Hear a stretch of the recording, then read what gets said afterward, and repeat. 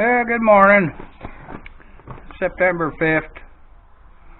I'm back to working on this old WD-9 a little bit. I'm going to try something, give it one more try at something before I have to give up and pull the engine and really work it over. Well, yeah, I don't know, remember whether... Anyhow, see there, I got two rod bearing caps off. The second and third cylinder. And, yeah, we'll get around to the other side. The sun's shining probably the wrong way and it won't come in very good, but we'll try. Anyhow, I did get the number 2 cylinder. I had a big brass punch and a hammer and got on the rod. I did get it to come all the way to the top and move up and down fairly decent. This number 3, it will not budge no matter how hard I hit it. Appears like. And the 4 looks decently clean and the number 1's decently clean. So I'm going to put the number 2 rod cap back on. And then put my hydraulic jack and everything back on the number 2 there. Push down on it. And this one's not going to move, so it might move. It might go down and the others might come up.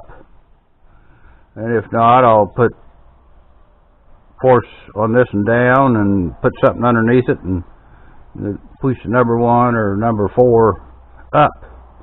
And if I get it to move some, then I'll work it back and forth, I hope, till I can get some room to put some real force on top of this and by itself.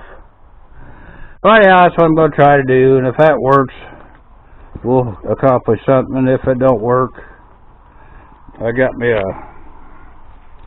piece of stuff here to lay on and a pillow so I can see what I'm doing. Got to put my glasses on to put it back together. And that darn tractor's been sitting there for pretty near 2 weeks.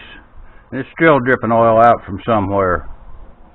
It makes a mess. I got to wipe it up and then crawl into there and I get dripped on. But oh well. Anyhow, that's what I'm going to do today. I hope something successful happens. Alright, that's all for now. Well, that didn't work. Push 1 down, 2 up. That didn't budge no more than moving all 4 of them at once. So, I'm going to have to pull the engine. Wait here. I got it uncoupled anyhow. There was about, that thing was clear full of mouse nests. It took me about an hour to blow the dirt out. And there's still a bunch of it down in there. So I guess tomorrow I gotta pull the gas tank and all that stuff off, unhook all them lines. Take these bolts out here and 2 there and pull it out, put a chain around it and yank her out. Got the radiator loose, I'll have to pull it out with a skid loader also.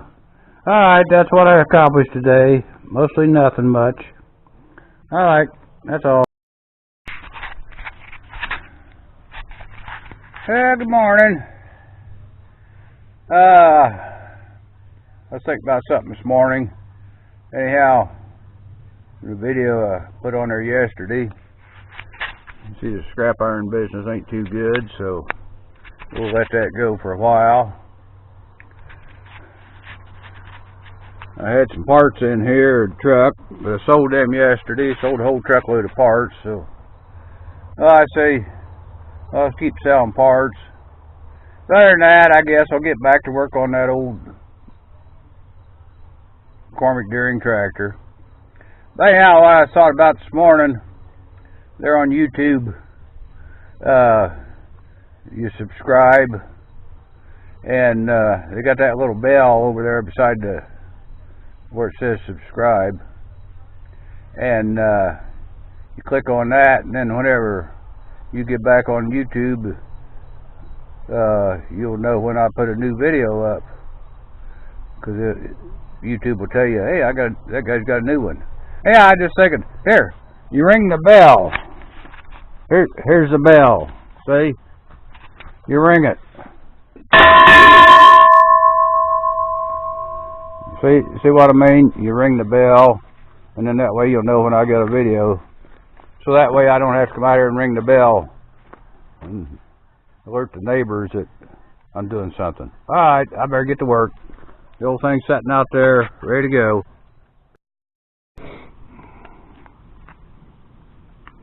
I made some headway, got the radiator off this morning, had to have some help for that. Got the hood back there out of the way, and I started taking the stuff off the front here. Got the hydraulic pump and the distributor off. And here I'm going to take the stuff off this side here that might get broke when I get the engine off. Well, anyhow, I'm having a little trouble right here with this thing. Great big socket fits on there. And I put the big wrench on there and the big pipe on there, and I jump up and down on it, and it didn't budge, so probably have to do a little heating on it and maybe get some help.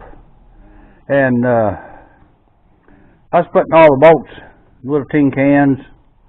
I thought I'd keep them separated in the different tin cans, but then there got to be too many tin cans. So I went up to the house and got some zip bags and put the bolts in there and wrote down what the bolts is out of. That might make it a little easier to put this thing back together if I ever get it took apart. Alright, I better get to work. Well, looky here, I'm making progress already. Got that big wrench, that big long handle, and even prop the wrench up down there so it stays on. I've got to turn the whole little over one turn already. It's going to take another 2-3 hours, I reckon. Got a little light sprinkle. Nothing else to do. Might as well get back to work. Look here. I finally accomplished something. It's coming off real easy.